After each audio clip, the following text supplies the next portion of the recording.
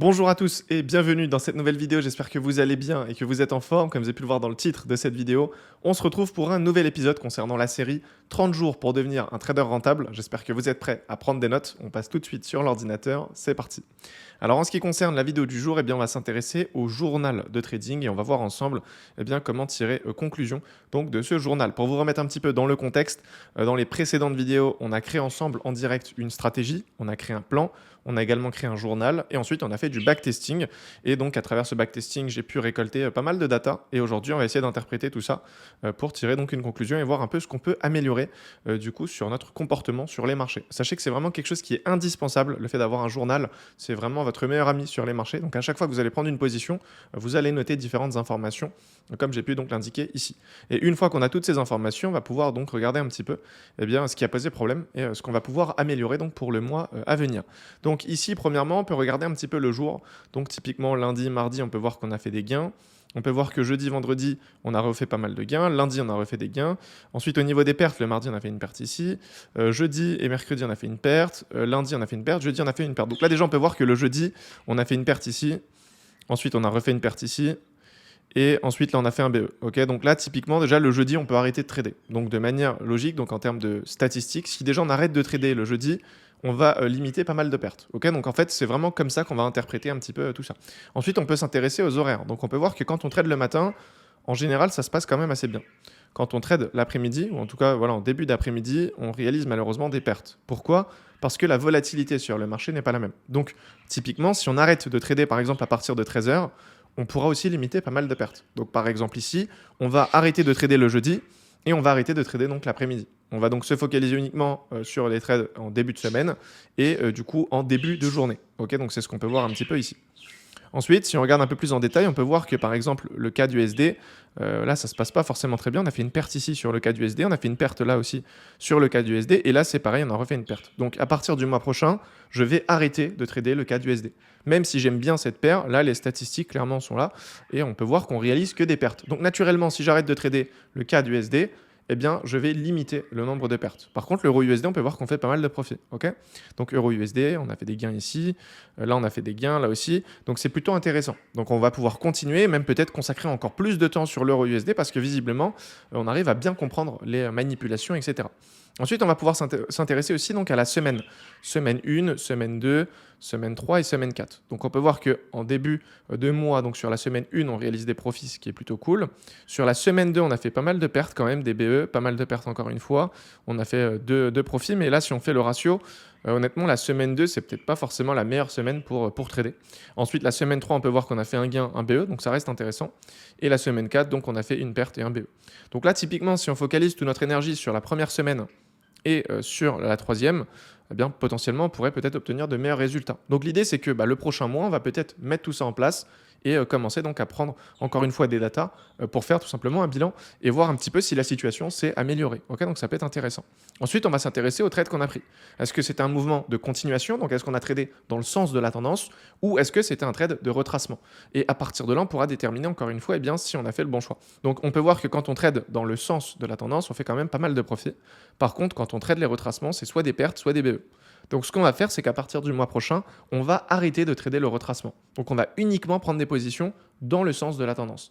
Et là, naturellement, en termes de statistiques, on aura forcément plus de profits le mois prochain. Ou du moins, en tout cas, on va limiter les pertes. Et si on arrive à limiter les pertes, c'est qu'on gagnera plus. Okay, je pense qu'on est tous d'accord là-dessus. Donc ça, c'est plutôt intéressant. Ensuite, on va regarder un petit peu si on a acheté le marché ou si on a vendu le marché. Alors ici, on peut voir qu'on a vendu le marché, on a réalisé deux pertes. Là, on a encore fait du coup une vente, on a perdu. Et là, on a encore fait une vente, on a perdu. Donc là, typiquement, c'est pas forcément bon signe. On a peut-être du mal un peu à identifier les manipulations sur un marché baissier. Okay, donc ce qu'on va essayer de faire, c'est focaliser nous les trades à l'achat parce qu'on peut voir qu'on arrive donc plus facilement à tirer profit de cette manière-là. Donc encore une fois, c'est des tests qu'on va faire. On ne peut pas être sûr à 100%. Mais le mois prochain, si je fais par exemple que des positions à l'achat, eh bien, on va voir un peu ce que ça va donner au niveau des résultats. Donc ensuite, on va regarder un petit peu au niveau du RR, donc par rapport au risque qu'on peut prendre. Là, typiquement, on a peut-être pris un risque un peu trop conséquent et du coup, ça s'impacte directement sur nos résultats. Donc on va peut-être essayer de réduire un petit peu le risque sur le mois prochain. Peut-être pas prendre 1,5% de risque par position, mais peut-être se limiter à 1% ou 0,5%.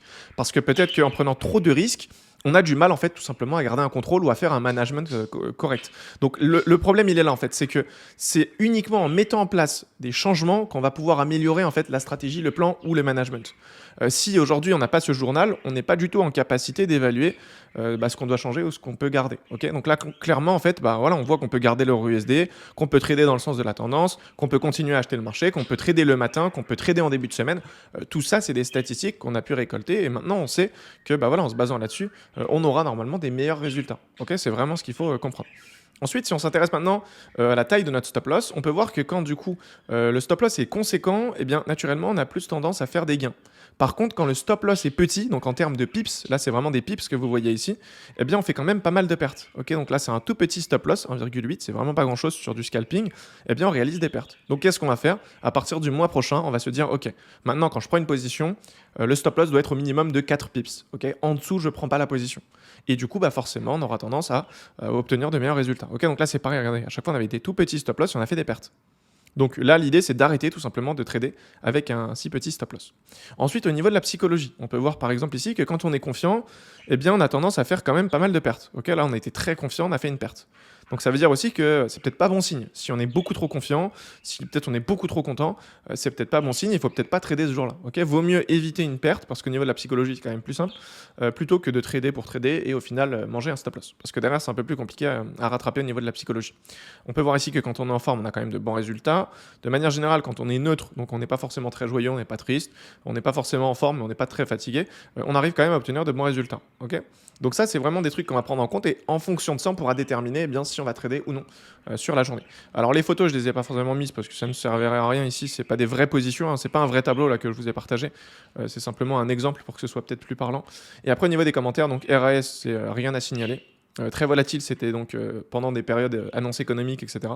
Et annonces économiques, c'est les annonces économiques. Okay, donc on peut voir que quand il y a beaucoup de volatilité, en général, ça tourne pas forcément très bien parce qu'on fait des pertes. Donc on va arrêter de trader quand il y a beaucoup de volatilité. Donc voilà, je pense que là, si on devait faire un petit bilan, typiquement, on pourrait trader nous, du coup, en début de semaine, trader le matin, trader l'euro USD, trader la semaine 1, trader la semaine 3, continuer à prendre des trades de continuation, tout simplement faire des achats plutôt que la vente, privilégier du coup peut-être un pourcentage de risque assez faible pour garder un certain contrôle au niveau de la psychologie, continuer à prendre des positions avec des stop loss qui sont quand même assez conséquents et arrêter de prendre des positions avec des petits stop loss. Au niveau de la psychologie, on ne va plus trader si on est beaucoup trop confiant, on va clairement arrêter et voilà, si on commence une journée qu'on est trop confiant, on ne prend pas de position. Et après, en ce qui concerne la volatilité sur le marché, quand il y a trop de volatilité, on a tendance à faire pas mal de pertes, donc on va arrêter de trader, typiquement l'après-midi. Okay, donc c'est en fait comme ça qu'on va pouvoir interpréter le journal et apporter des changements. Ça, c'est vraiment quelque chose qu'il faut comprendre. Il y en a beaucoup qui ont tendance à négliger ça ou qui font les choses un petit peu à moitié. Ils vont prendre un trade, ils vont dire bon c'est pas grave, ce soir je pourrais remplir le journal. Le meilleur conseil que je peux vous donner, c'est de remplir le journal à chaque fois que vous avez pris un trade. Donc tu prends ton trade, au moment où tu as clôturé ta position, tu vas sur ton journal et tu mets toutes les informations. Parce qu'en te disant, bon, c'est pas grave, je le remplirai ce soir ou je le remplirai à la fin de la semaine, en fait, tu vas oublier certaines choses, tu vas peut-être te tromper au niveau de certains trucs et ça va te fausser les statistiques. C'est vraiment pas l'objectif. Donc, il faut vraiment pas prendre ça à la légère. Clairement, c'est ce qui va vous aider à passer d'un trader qui n'est pas rentable à un trader rentable. Ça peut paraître vraiment des tout petits détails, mais au final, c'est vraiment mis bout à bout que ça fait la différence. Typiquement, si je ne savais pas que, par exemple, sur le cas du USD, je faisais pas mal de pertes, parce que je ne l'ai pas noté, je vais peut-être continuer à trader le cas du USD, alors qu'au final, il n'y a aucun intérêt, je fais que des pertes dessus. Donc le seul moyen de le savoir, c'est tout simplement avoir un journal et constater ça. C'est pareil, peut-être que je n'avais pas remarqué, mais à chaque fois que je vends le marché, je fais que des pertes. Pourquoi je continuerai à vendre? On a ce luxe aujourd'hui sur les marchés de choisir ce qu'on veut faire. Est-ce qu'on veut acheter ou est-ce qu'on veut vendre? On peut faire ce qu'on veut. Pourquoi je continuerai à vendre le marché en sachant que je fais que perdre de l'argent à chaque vente? Il n'y a aucun intérêt. Donc c'est pareil au niveau des stop loss. Ça, je ne peux pas forcément le savoir. À un moment donné, si à chaque fois je prends des tout petits stop loss et ça finit tout le temps par une perte, je vais arrêter. Je vais toujours mettre un stop loss qui est beaucoup plus conséquent. Et du coup, je vais adapter ma taille de lot. Et au niveau de ma psychologie, je serai sûrement plus serein. Okay, c'est vraiment ce qu'il faut comprendre. C'est pareil, des fois, on a peut-être tendance à croire que quand on est très confiant sur les marchés, c'est bon signe. Voilà, on est vraiment en forme, on est très confiant. La preuve que non. Voilà, là, on a fait que des pertes. À chaque fois qu'on est confiant, on fait que des pertes. Donc au final, là, je comprends que c'est pas forcément une bonne chose et que si je suis trop confiant, eh bien, vaut mieux ne pas trader. Voilà, c'est aussi simple que ça. Donc à partir du mois prochain, je vais pouvoir appliquer tout ça et observer les changements. Alors attention, je suis pas là pour vous vendre du rêve et vous dire que dès le mois prochain, vous allez être rentable en faisant un journal. Non. Par contre, ce que je peux vous garantir, c'est que vous aurez sûrement des meilleurs résultats. Là, typiquement, c'est des statistiques. Si le cas du USD, j'arrête de le trader, je vais faire moins de pertes. C'est pas plus compliqué. Si j'arrête de vendre le marché, je vais faire moins de pertes. C'est aussi ça qu'il faut comprendre.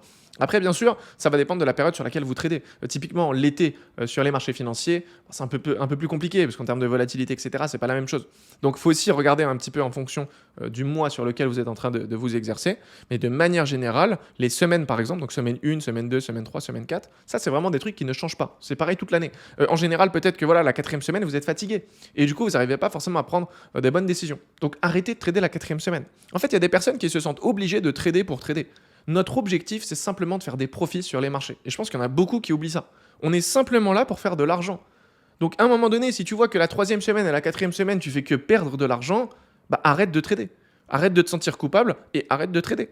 C'est aussi simple que ça. Si tu as des meilleurs résultats en tradant 3 jours par mois, bah, trade 3 jours par mois. Ton objectif, c'est simplement d'avoir les meilleurs résultats. Et ça, c'est vraiment quelque chose qui est personnel. C'est uniquement ça qui fera la différence dans votre trading.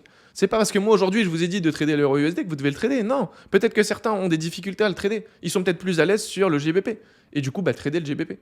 C'est vraiment ça qu'il faut comprendre. Le trading doit être personnalisé en fonction de votre situation, en fonction de votre psychologie, en fonction de votre état. Il y en a peut-être certains qui vont être beaucoup plus à l'aise avec des tout petits stop-loss. Ils ont peut-être du mal avec les gros stop-loss. Il y en a peut-être certains qui préfèrent vendre le marché. Ils sont plus à l'aise plutôt que de l'acheter. Il y en a peut-être certains qui font que des trades de retracement. Ils ont des meilleurs résultats. Faites ce qui vous correspond. C'est ça qu'il faut retenir. C'est pas parce qu'aujourd'hui je vous ai dit que la continuation c'était super intéressant par rapport à mes résultats qu'il faut trader ça.